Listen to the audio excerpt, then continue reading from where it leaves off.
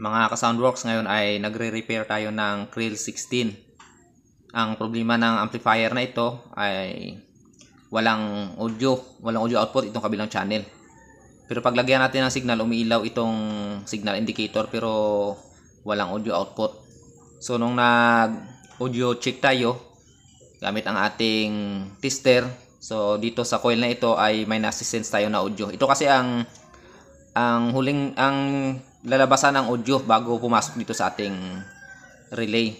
So hindi lumalabas ang audio kasi hindi nagti-trigger itong ating relay. So doon ko napansin na nung pinull out ko ang relay, open pala ang kanyang coil.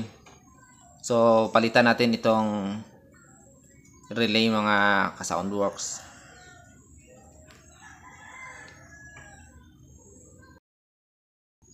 Ito ang kanyang relay mga ka-Soundworks, 24 volts.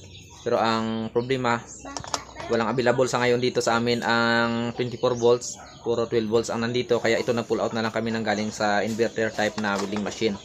Kasi nagmamadali ang may-ari, may gagamitan siya ng amplifier. Kaya ito na lang muna ang ikakabit namin.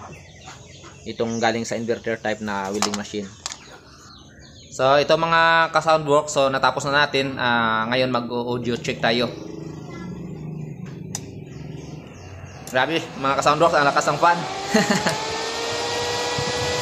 Shout out pala sa may-ari nito na si Boss Jojo Francisco ng Masyag Sultan Kudarat. Salamat sa tiwala sa MG Soundworks, Boss.